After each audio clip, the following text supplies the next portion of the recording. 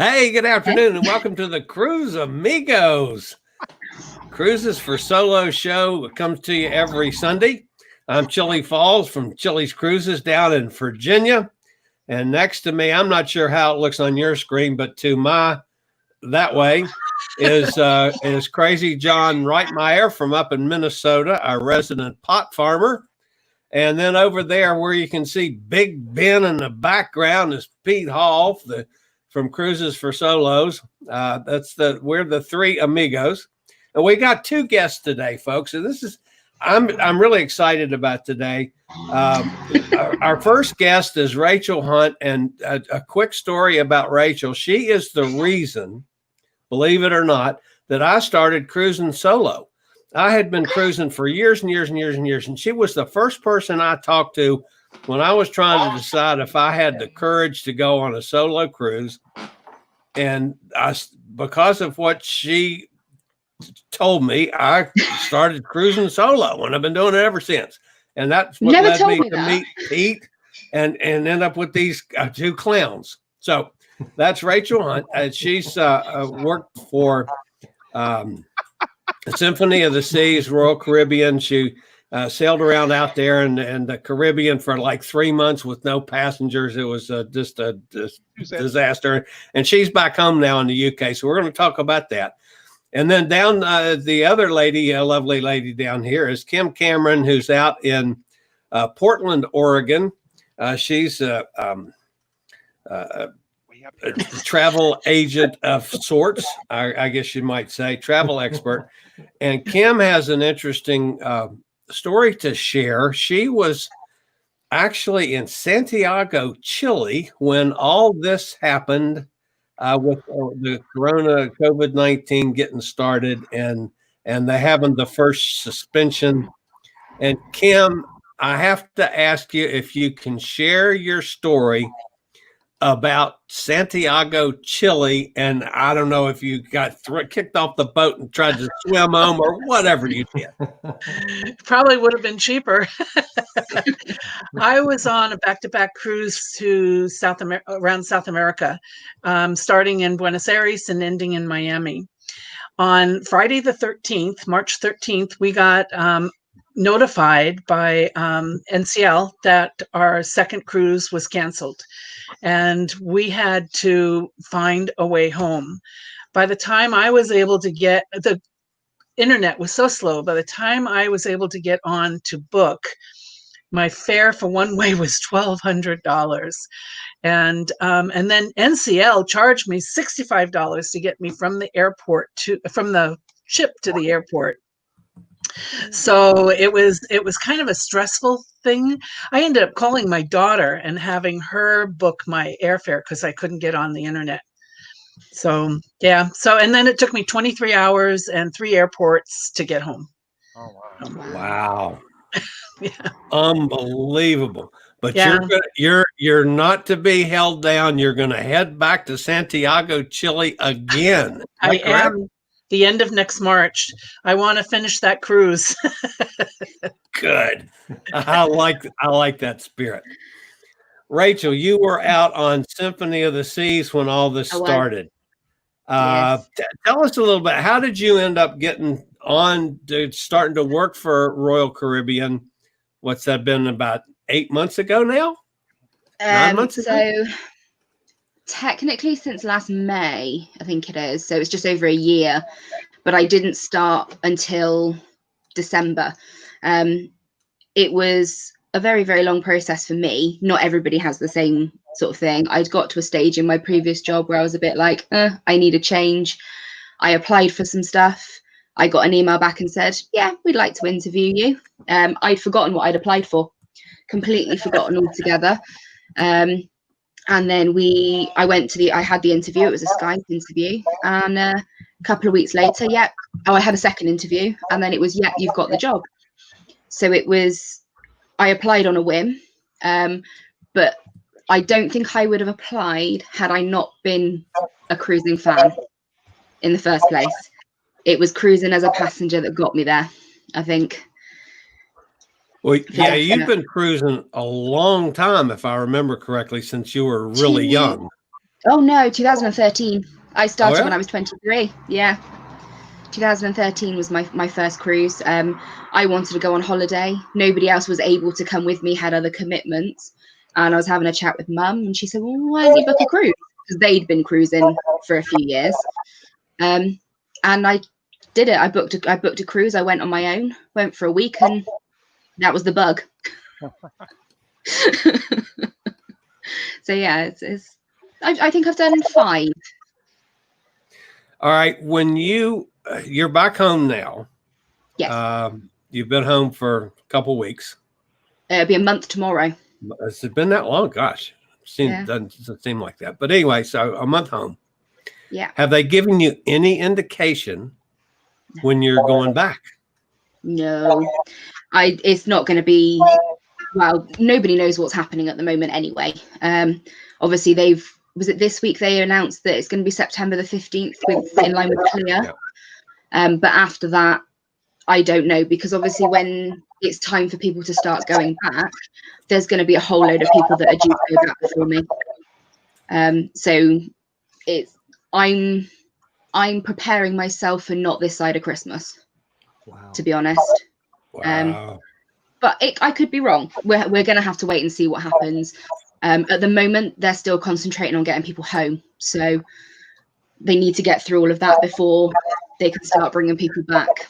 But we'll have to wait and see what happens. Like I said, I'm preparing for other side of Christmas. But okay. Who knows? So, Rachel, I've got some questions for you, because you talked about... hi, Rachel. It's nice to speak to a fellow Brit. Yeah. And I'm going to say hello to a few people as well before we... I'm going to very, very quickly, before I ask you the question, I'm just going to go through this, because I'm going to... Suzette says hello from South Africa. Sunny says hi from Mississippi. Gavin and Luke, who I guessed last week. Hi, Gavin. Hi, Luke. Holiday to see. Good evening, all. Sunny says hello. Twitch channels. Emily, good afternoon from New York. Hi, Gretchen. Hi, everybody. And Chile there. And Suzette says keep up the... whatever that means. Right. Questions. You were stuck. Well, obviously, we're following you and as to what's happening. And you were stuck on the ship for about 3 months, something like that, was it? Yeah, so the same as Kim, we were told on the 13th of March that operations had ceased. So we debarked all the guests on March the 14th. We were still working at that point, and we carried on working until March the 25th, I think it was. My question is, how were you treated, in those 3 months by Royal Caribbean? How did they look after you? Really well, really, really well. I personally feel like I was so safe out there. We had constant communication. We were updated regularly. As soon as we knew we had a case on board, we were straight into isolation. We had a show every single day, just giving us updates, keeping our spirits up. We were fed the food was delivered to our cabins 3 times a day. Before we stopped working, and I think I did send you a photograph of the cruise compass we had. Not that one. This one. That one, yeah. So we were having our own cruise compasses. It was like we were on our own cruise. They were keeping activities and everything going for us. Obviously, once everybody stopped working, that wasn't a thing anymore. But it was good. Now tell us about this photograph. So that was on my birthday. And what day was your birthday? April the 1st. So April Fool's Day, you were celebrating your birthday stuck at sea in this coronavirus situation. Yeah, it was my 30th birthday as well. It was a big birthday. My parents were also supposed to be on that cruise that week. Uh-huh. Wow. So obviously they couldn't come and visit. We were in isolation by that point. Mum and Dad were supposed to be bringing presents out for me, but they didn't turn up till April the 24th in the end. But we got there. My team made it a great day because we were all roomed together. So first thing in the morning, I was out on the balcony and everybody was singing happy birthday.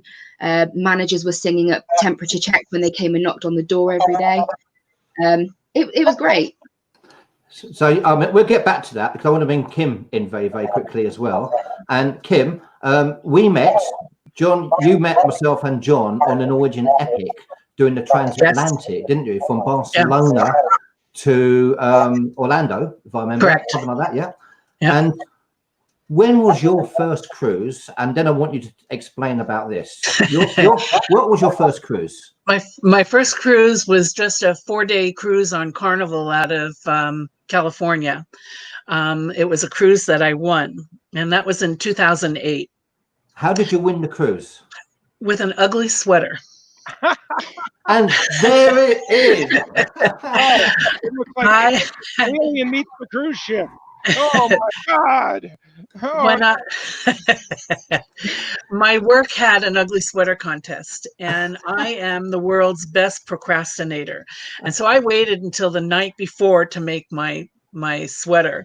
I had the idea in my head, but of course I waited, and I couldn't find my sewing machine, so it was glued together. And and I won. It was so funny. We were at a restaurant, and I'm wandering around the restaurant with the stupid sweater on, and it's got lights on it, and they're all laughing at me, but I can't see in, so I don't know what's going on. So anyway, I won the contest for work, and so a friend of mine borrowed it, and she won. And then another person borrowed and they won. And I thought, I've got something here. So I went searching online for an internet ugly sweater contest. And it was some celebrity blog that was doing it. And I won. Flavor Flav picked me. Now, I have to tell you, I didn't know who the heck Flavor Flav was until he picked me. but yeah, so I won the trip, the airfare down to Long Beach, and then the 4-day cruise. And I was hooked. Wow, that is an amazing way. I mean, all I can say is, do you still have it? I do. Can we borrow it? Because we want to win a cruise, don't we, guys? Wouldn't that just be incredible? Well, I have to tell you, I didn't believe that I won it until I got the actual tickets in hand. I was just waiting for it to, but yeah. Be a scam. I'm going to talk about your great history of cruising that you have as well, but explain this one, Kim. Okay, that was last fall. I was involved with Cruise Critic, and I organized a horse race. And Drew is my bookie, and it happened to be on Halloween. So we dressed up and we had absolute blast. There were about 250 people participating. And we were in the Manhattan room, or the room like Manhattan that has a dance floor in the center of it. And we lined out our 6 rows, and we had 2 heats of 6 horses. And it was just a hoot and a half. It really was. So fantastic. I've got one more photograph. I'll keep to the end. So, okay. Yeah, go ahead. Carry on. I want to ask one question about Cruise Critic, because it's one that I've not been able to find an answer to. I did 3 cruises this year before everything went to hell. And one of the cruises had a Cruise Critic group. Correct. And I thought maybe a Cruise Critic, I don't know, employee or representative that kind of set it up. How does that work? No, what it is Cruise Critic has a community board in roll call. Yeah. So it has nothing to do. It's usually someone from the cruise, one of the participants of the cruise that takes over. That they start the roll in call and does it. But it's not a Cruise Critic employee. It's someone who's a passenger. And what about the pictures from Cruise Critics that's on their website and stuff? Now that I don't know about. I get involved with the community board, and it's just a way to get to know everyone else that's on the cruise. Oh, I had great fun with them. Yeah, it was, we have a meet and greet where we meet the officers, and they do LCR, they do cabin crawls, pub crawls, and all organized through them.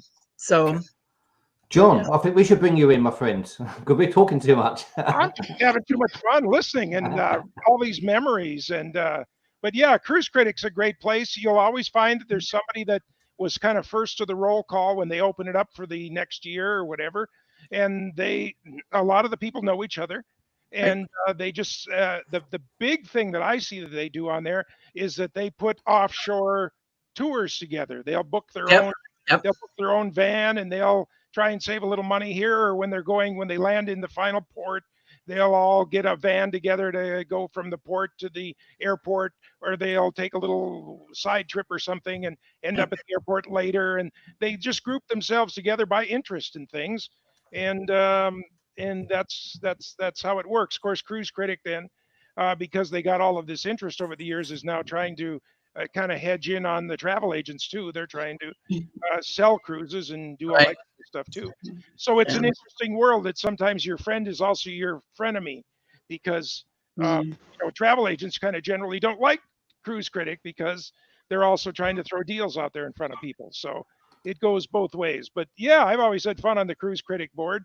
I'm in a couple other different groups that I'm just a member of, and I'll meet people on the Epic that I met before. And that's the fun of it to me, is just hanging out. I'm not a casino guy, so I've actually never pulled a slot machine or rolled a dice. Or I'll teach you. Oh, no. No. I built half of Las Vegas. Everything on the other side of the strip. That's my money.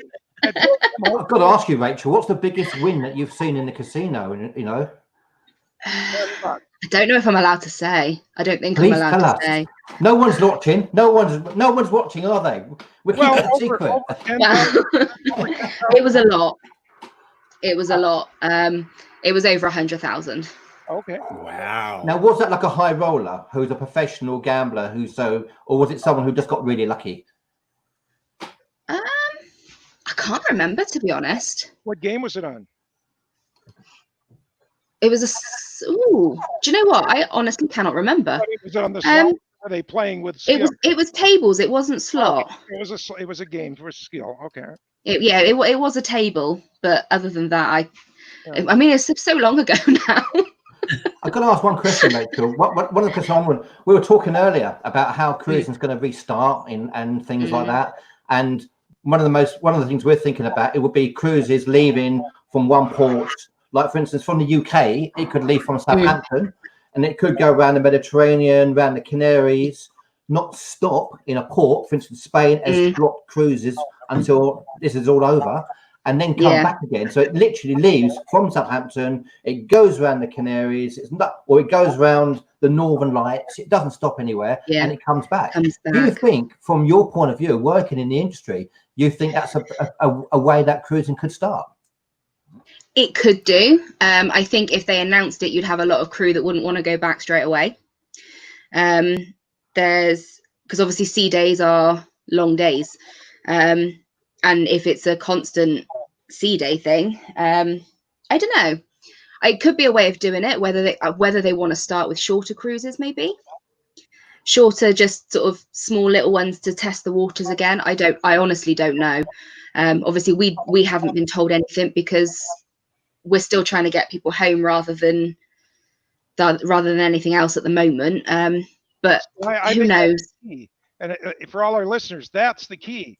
We're talking about when are they going to start again? And Rachel just said, we're still trying to get people home. Yeah. What's it going to take to start the machine again when we're still trying to get people home? Yeah, there is still people. I know there was a lady I worked with. She was due to go home on the 27th of March, and I got home before her. Wow. A month ago. Yeah. Yeah. She's home now, but I still went home before she did. I'm guessing what was your job, Rachel? Sorry? What was your job? I worked I worked as a cashier in the casino. Oh. Okay. Hence the casino, Chile. We talked about hence the casino, the biggest win. That might have given you a little bit of a clue, Chile, on that one. Gavin and Luke, holidays at sea. We'd love to go to a cruise to nowhere. Well, I think we should redo that song, Road to Nowhere. Road to Nowhere. It should be Cruise to Nowhere, shouldn't we? I totally agree, Gavin and Luke. And we've got a few people talking about dust in America. Emily Yeah, wants to the do Sahara. blackjack. Gretchen, they got no dust there yet. So obviously things are happening in America. Sahara dust is hitting America, guys. Yeah, is that right?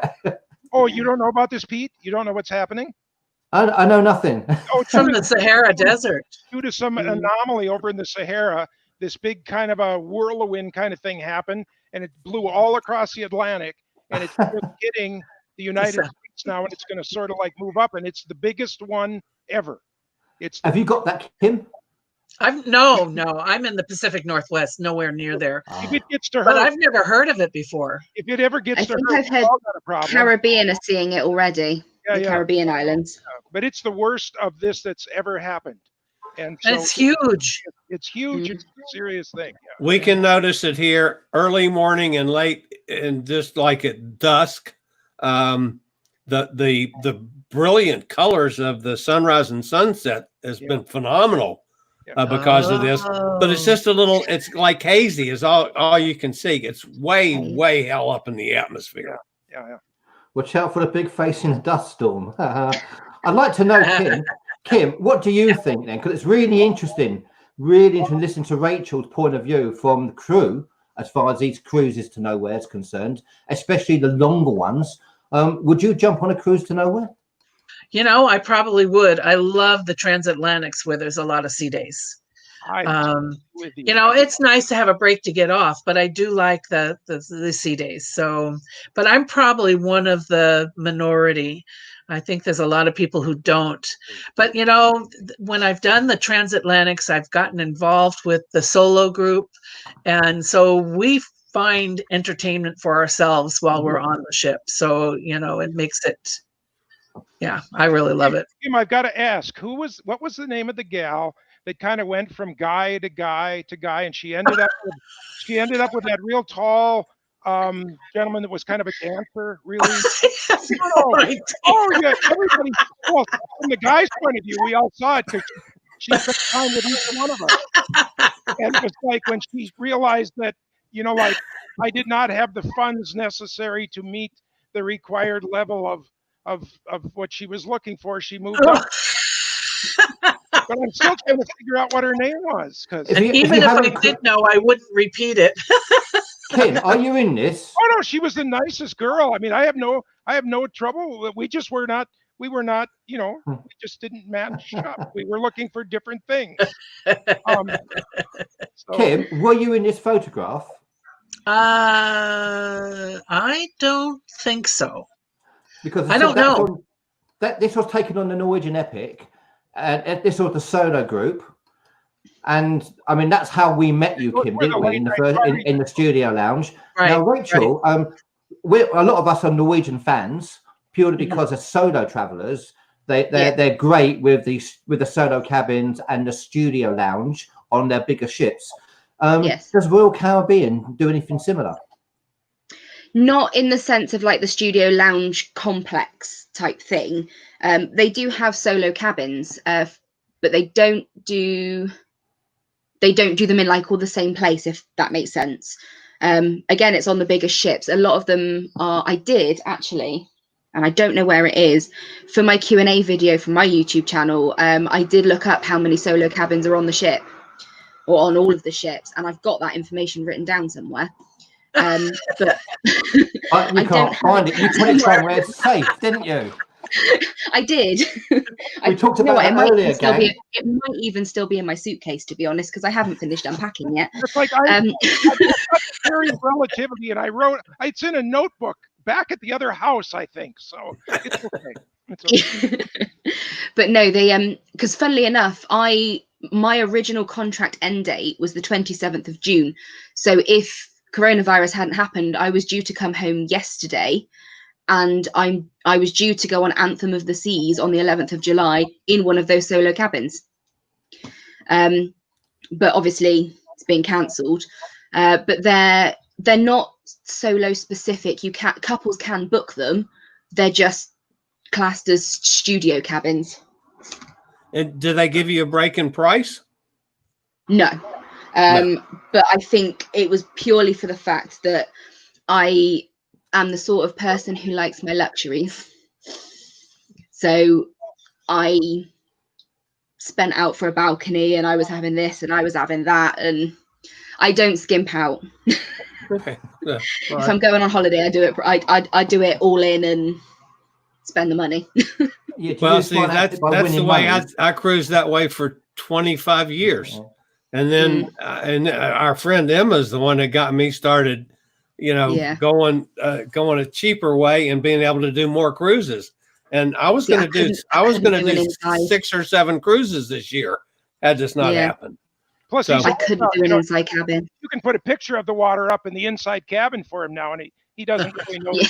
difference, So That's all I need. Just That's give all me you a picture. Yeah, I'm close. it works good for him now. So. You talk about you couldn't do an inside cabin because obviously with what's happening and getting quarantined at sea, some of the people are worried, quite rightfully, that if you're in a studio cabin or you're in an inside cabin, what would happen, to be honest with you? Yeah. And Well, that's why we will move to balconies. Yeah. And I think to myself, do you know something? If I can, I'm going to really try to find a way of booking a balcony just so if the worst does come to the worst, I'm totally safe. And the next 2 cruises I'm booked on next year, I'm in an inside cabin and a studio cabin because I want to cruise.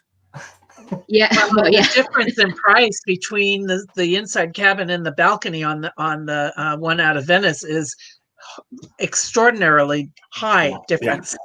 Yeah. Oh yeah. Yeah. Although I did used to find with P&O, if you booked far enough in advance, I managed I did originally have one booked for May this year on Azura, which I had to cancel because obviously I was on Symphony instead.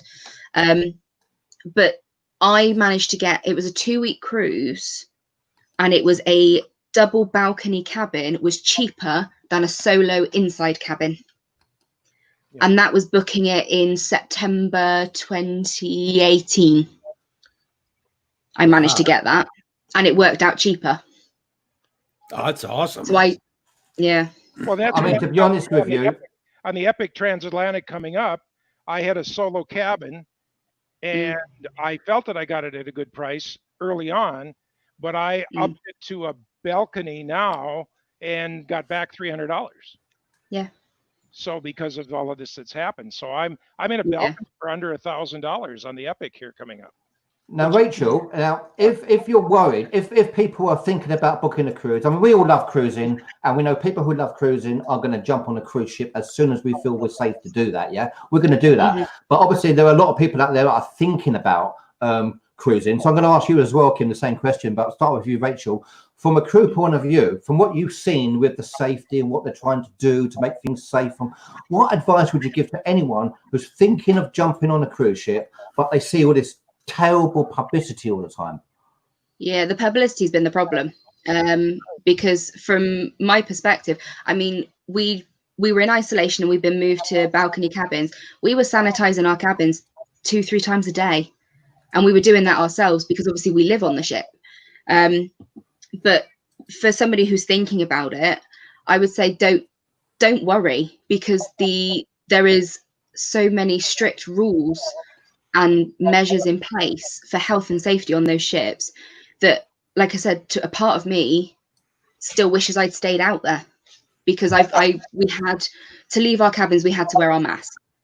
When we got off the ship, we had to have our masks on. We were given gloves. We walked off the ship. We walked into the port, and there was not a single mask in sight. What port was this? Southampton. So I sailed back. We were given, UK were given the option to fly or sail back, and I chose to sail. Rachel, do you actually feel safer on the cruise ship than off of it? Yeah, 100%. Wow, 100%. I think that answers that question for a lot of Kim. What do you think? Well, before we were notified that we were going to be, that the cruise was going to end, they were doing what Rachel said. They were spraying the rooms, and it was just so sanitized that I never felt unsafe. There wasn't any sickness on board when we were there. And as a solo cruiser, just in general, I feel safe on a cruise. Typically I'll meet people so that I have someone to go off on the cruise, but I've never felt unsafe.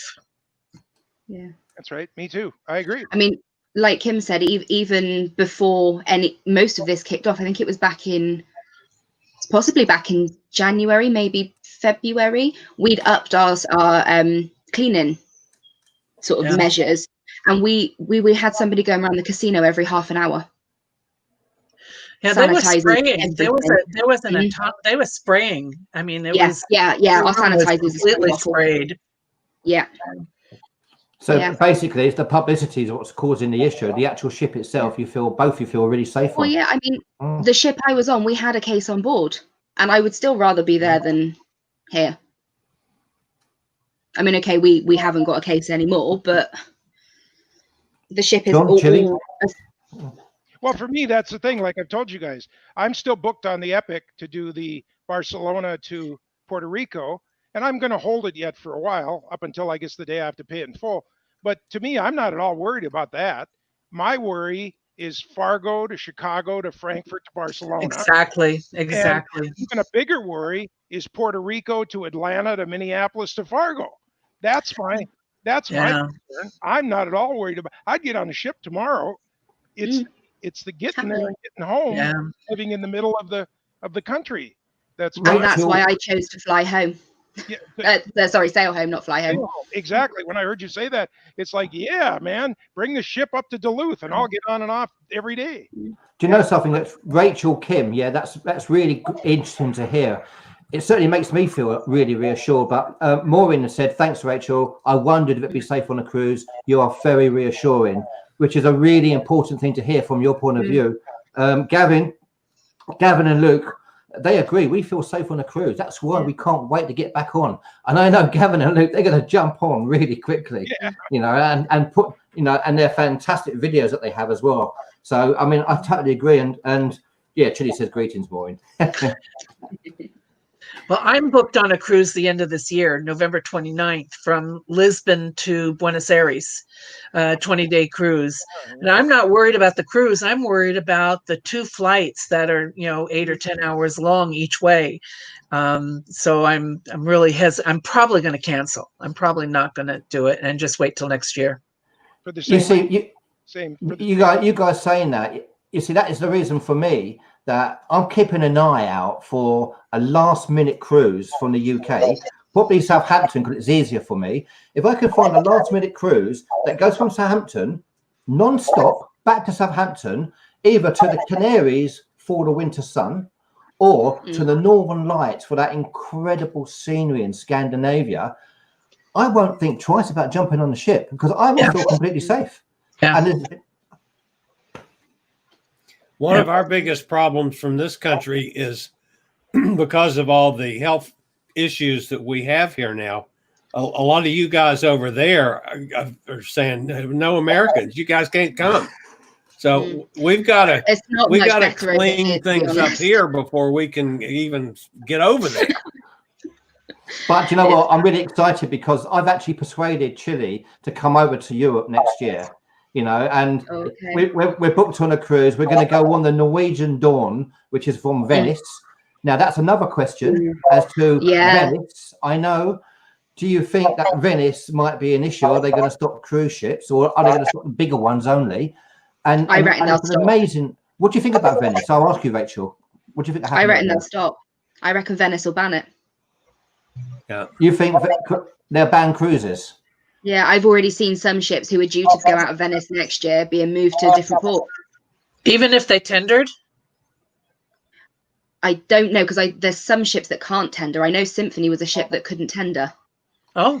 But obviously that's a much bigger ship. I don't know whether it would get into Venice, but I reckon Venice has had such a turnaround with the lockdown that I don't think. I think they're going to. Venice will ban it. So we've just booked a cruise from Venice for next year, yeah?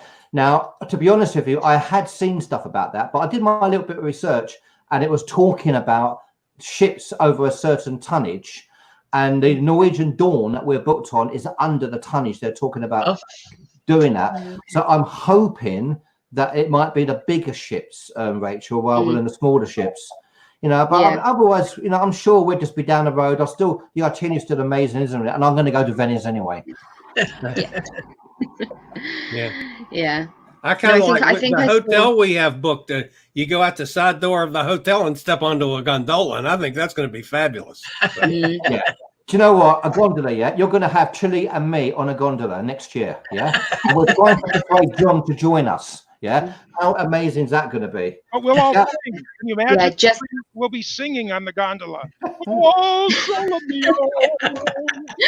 Gavin and Luke have said, get on the Iona, Peter. I'm actually officially booked on the Iona, Gavin, Luke, 2022 January to the Canaries. I'm not sure I can do that cruise now because of the October cruise I've got. But I tell you what, Gavin, Luke, if the Iona releases a really good deal in the winter that we talked about, I'm going to jump on that ship because it's 5,000 people. They're not going to fill that ship. So I reckon that's a really good idea. Mm. And talking what you said, I'm by the telling way, you, folks, European cruising will never be the same after next October. That's right. Never be the same. if any of you want to join us, feel free to join us. Emily, she was on the Dawn, and I was told the Dawn is the smallest in her fleet. Yeah. So hopefully the Dawn will go from Venice because I want to see her great voice. John, what are you doing? I didn't do anything. I'm just sitting here. Yeah, no, Rosalind's comment about using RCI using Ravenna is what I'd seen. Rhapsody's been moved to Ravenna for the season. Okay, so Ravenna's what, about an hour away from Venice? I have no idea. I'm now, not is sure. Ravenna big enough port to hold more, you know, a few cruise ships that they all get moved from Venice? You don't know. I have no idea. Absolutely See, useless. this is why I need to get back on the ship so I can start experiencing these ports and give you good, like, Let's ask our expert in America, yeah? So, bucket list travels, yeah? Kim, Yes. do you know anything about Venice and what your thoughts on Venice are? Well, I've been to Venice, but you know, I don't know about cruising out of Venice or near Venice. I'm just not familiar enough with the area. Can I ask you a question? Because you bucket list travels, yeah? Can you tell us about what bucket list travels is and what your bucket list travel would be? Oh, well, I started a Facebook group called Bucket List Travels by Kim Group. And I'm posting tips and tricks and, you know, as little stuff as I can, you know, information I can find. I have a giveaway going on right now. And Free cruise? Free cruise? no free cruise. Pay it forward, Kim. Pay it forward. Come on, pay it forward. Yeah. So anyway, I lost my train of thought now. Your free gifts that you're going to give away, Kim. Do you know what the free gift's going to be, guys? Have you got any idea? That's going to be the free gift. Oh. That's the damn sweater. That's going to be the free gift, isn't it? Yeah. Oh, that's too By the way, Rosalind said it's 2 hours from Venice. Thank To you. Ravenna. Now, Kim, what would your dream cruise be if you could go on a dream cruise? I don't know. I know that one of the things that I'm doing now is I am not doing a cruise unless it's someplace I haven't been before. I'm tired of doing the Caribbean. So if I'm going to spend the money, and it turns out it's more, you know, I'm looking forward to doing Africa. I'm going to finish South America next March. But yeah, I'd like to do New Zealand. Haven't been to New Zealand. So yeah, so I'm just I want to find places that I haven't been before, discover new countries. So. Got to ask Rachel the same question. Rachel, what would your bucket list dream cruise be? Well, when I was first given an assignment for Royal Caribbean, I was given my dream cruise. And it went from Sydney. It went from Sydney and it did New Zealand. And then it went to Hawaii. And then it went up to and finished the season in Alaska. And it was on Ovation of the Seas. And I was absolutely gutted when they changed it to Symphony. However, I'm glad they did because I can't imagine going on my first contract and having a volcano the first week in. Because that would have been when I was out there. But I would love to go back and do Australia and Alaska. Absolutely. Definitely. All right. But I have to now- ask you two questions, Rach, that I ask everybody. All these folks that are on with us today have had this same questions. What is your favorite cruise ship? Let's not other than the one you work on. Let's not use the one you work on. And your favorite port of call. Favorite cruise ship that I've been on that's not the one I worked on would have to be Ventura, P&O Ventura. I absolutely love that ship, and I've been on it twice now. So I was looking forward to Azura this year as well. And favorite port of call. It's got to be. Oh, I don't know. Come back to me on that one. I'll think about it. All right, think about that. You change it. Oh, no, I know. It was Olden in Norway.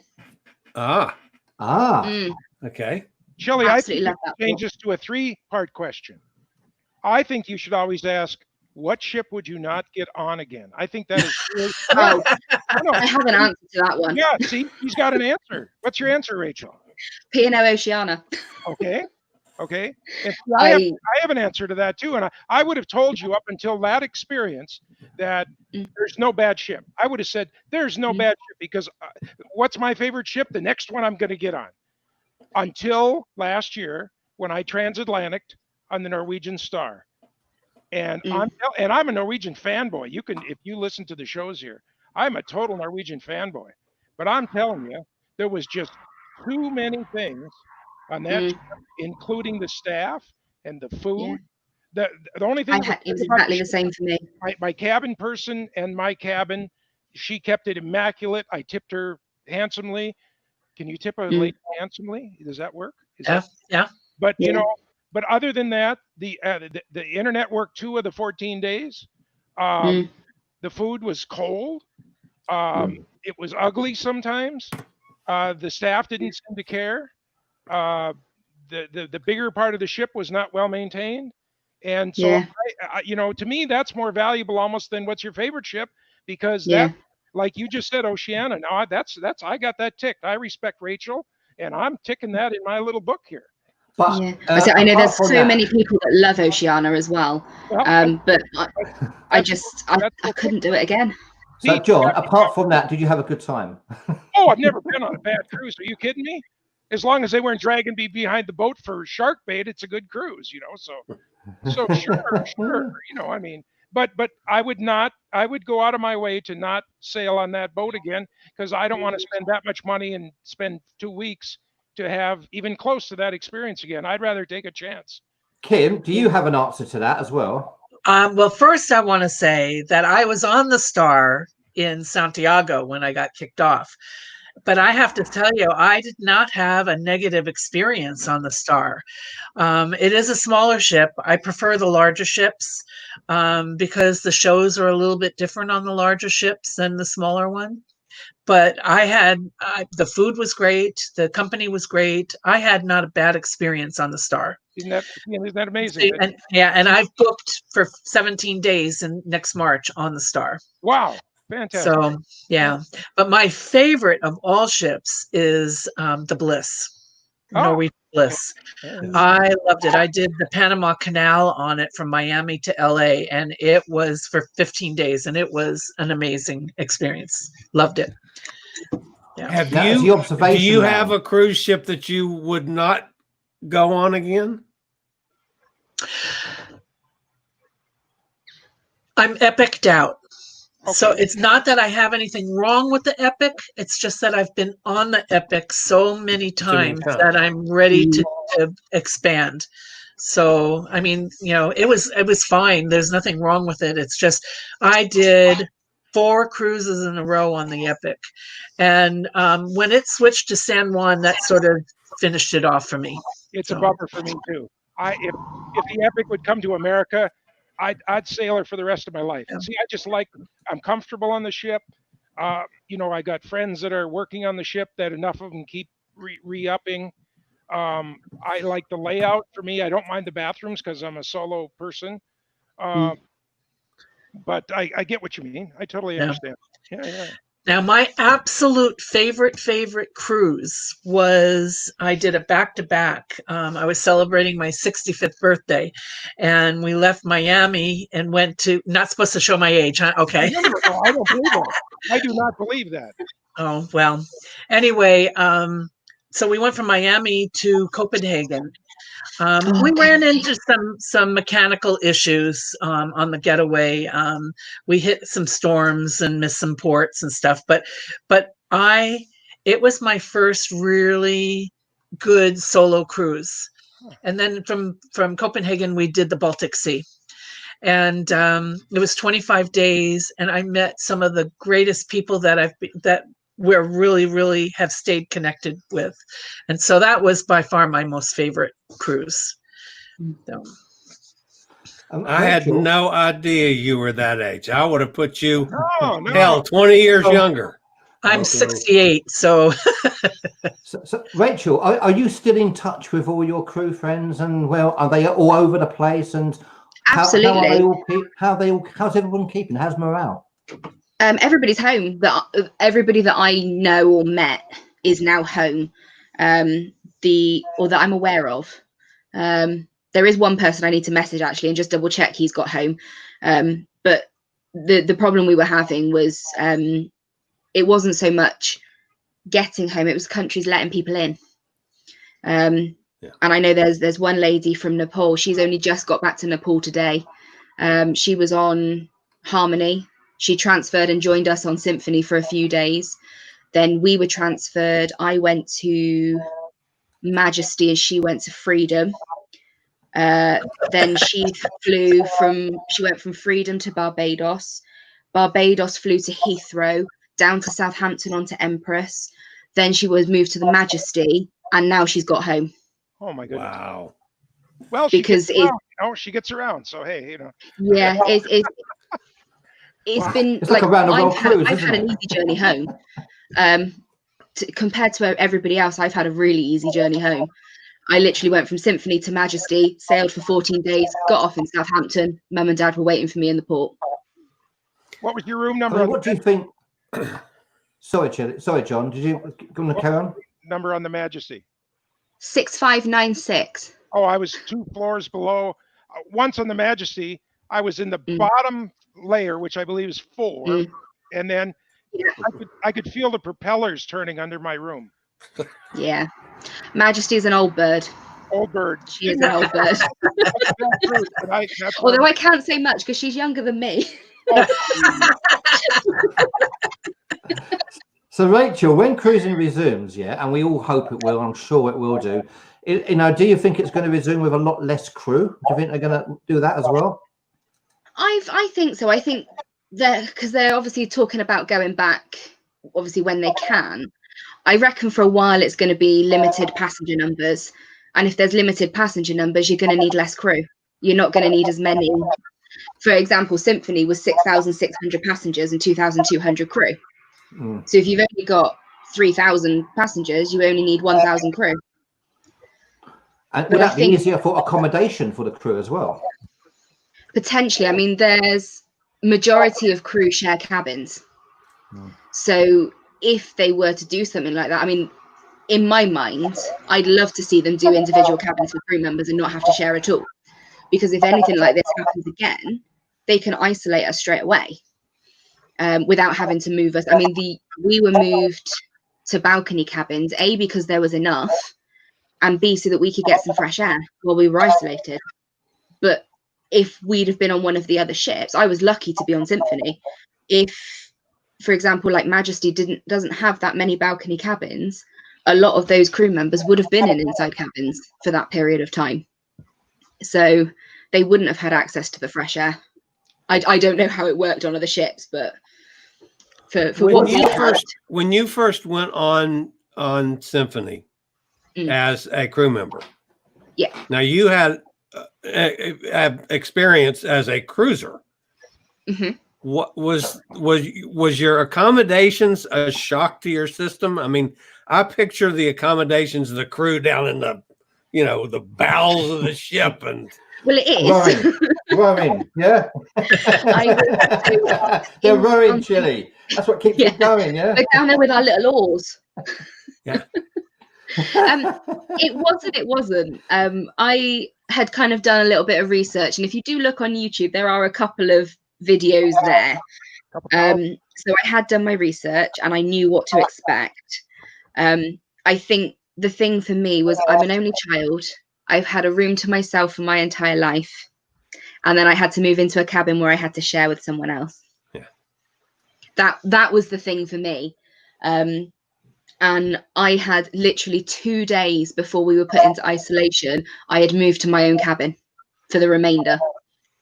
And then obviously we went into isolation and it didn't matter. Yeah. Gavin and Luke say apparently the crew bar can be fun. Are you going to tell us any stories about that? I cannot, because what happens in the crew bar stays in the crew bar. There's no one else here. We want to know what happens. Can you sneak us in the crew bar? Yeah, Rachel, I still want to know about these two clowns with this lady that was bouncing around from guy to guy to guy. I didn't know about the kinkiness in this group. Bouncing is rather hard. It's a slide. It's more of a slide, not a bounce. Slide. That's great. Yeah, no. The crew bar it's a bar for all the crew to go to just chill out. There's obviously alcohol, there's obviously music. How much is a beer in the crew lounge? I don't know because I don't drink. Now, Rachel, did some of the crew actually have a really good time when we weren't on board? Oh, yeah. Oh, my God, you should have seen the parties. So the crew were partying, yeah? Oh, yeah. Some of the crew were partying. To begin with, once everything sort of got shut down and we stopped working, and then social distancing was a thing, then it all stopped. And they were very strict with us on board about that. But when it was first a case of the guests are gone, you can have a bit of a chill now. We had, there was a couple. We had a St. Patrick's Day party up on deck 6, so it was in Playmakers. Because obviously we had no guests on board, so we could go up to guest areas. But no, it was. Now, it was is it going to feel a bit strange then when you're back on the ship? The fact that you don't have access to those areas that you've had access to when we're not on the ship. I don't think so, because I was allowed up there anyway. Where did you eat? Did you eat anywhere as a casino worker? No, so it all depended on it all depends on what stripe you are. So I was at the bottom because obviously I was a new hire, but we were allowed to go up to the Windjammer in the evenings. We could go to Johnny Rockets. I lived in Johnny Rockets. We were allowed to go to Playmakers. We could book in the specialty restaurants as long as we booked it. Same with the Windjammer. We just had to book it in advance on the day, but to book it, Kim, we could. Kim, how much are you missing cruising then? Because your cruising history is incredible. You've done some amazing cruises. I have, and I've averaged, since I retired, I averaged about 6 cruises a year, and so it's been it's been okay, but it's been different. I won't be cruising probably for the rest of the year, so. I'm getting a little house fever and ready to go do something, even if it's a local road trip. But I'm still too chicken to go out there. It's just too volatile to take a chance. It's not chicken. It's smart. Yeah. I mean, we're all desperate, aren't we, to get back on the ship when we feel it's safe, and we really are. And I'm sure when we do feel it's safe, we're all going to be back on ships again. Well, it's such a social experience being on the ship, and then when you're home alone, it's kind of a shock to the system. We were talking before the show, before you guys came on. This is my social life now. That's it. This group and these people online is my entire social life, because I don't go out of the house at all. that's why, you know, if you are thinking of cruising, you know, that's why we do cruise. It's to meet people like this.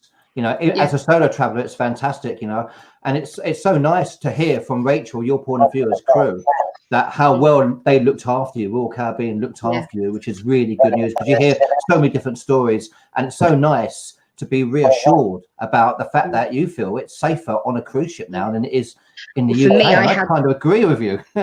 Yeah, for me, I had the added extra as well, as I have a dietary requirement.